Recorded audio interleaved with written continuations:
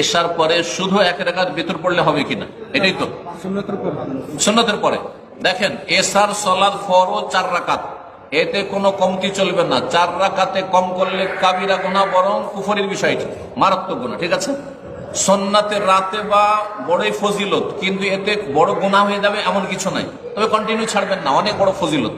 12 রাকাত বা 10 রাকাত সুন্নতের যদি দিনে হেফাজত করে, তাহলে 2 রাকাত সুন্নত, এটা সুন্নতের রাতে বা সুন্নতে মুআক্কাদ আমাদের দেশের লোকেরা বলে, সূক্ষ্ম হচ্ছে সুন্নতের রাতে বা।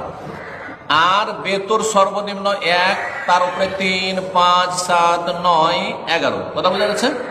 এর মধ্যে সর্বনিম্ন যখন 1, সুতরাং কেউ যদি 1 রাকাত বেতর পড়ে, টোটাল এর সাথে 4 পড়লো ফরজ, 2 সুন্নাত, 1 রাকাত বেতর, যথেষ্ট, কোনো গুনাহ নেই, সর্বনিম্ন আদায় হয়ে গেল।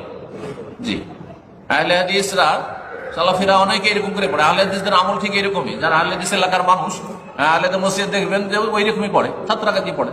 জি,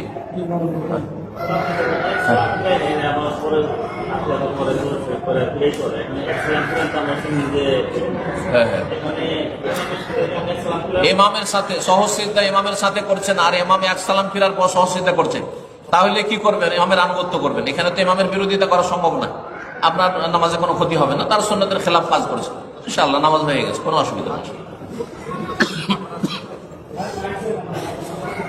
মাইক দিয়ে দেন না।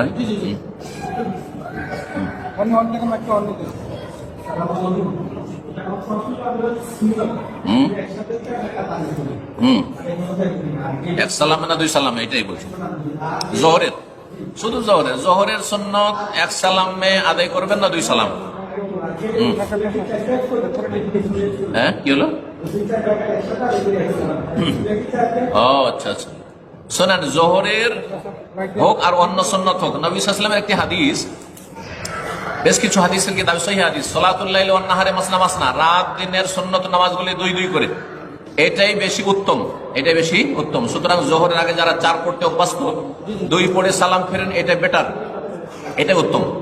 কিন্তু হানাফি সমাজে যে আমলটি আছে, একটা হাদিসের আমল করে, সেটা হচ্ছে যে 4 রাকাতের লাইসা বাইনাহুন্না তাসলিম, 4 রাকাতের মাঝখানে কোনো সালাম না ফিরে।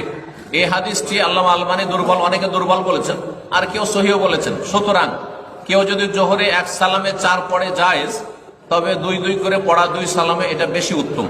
যদি 4 রাকাত 1 সালামে পড়ে, তাহলে কি তৃতীয় চতুর্থ রাকাতে সূরা মিলাবে না? কোনো প্রয়োজন নেই, কোনো প্রয়োজন নেই। যখন তৃতীয় চতুর্থ আপনি বলছেন 1 সালামে, তাহলে শুধু সূরা ফাতিহা যথেষ্ট, সূরা ফাতিহা যথেষ্ট।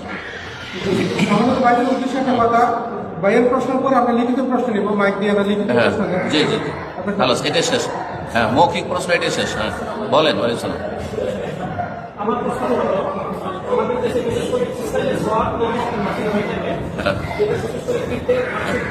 হ্যাঁ হ্যাঁ,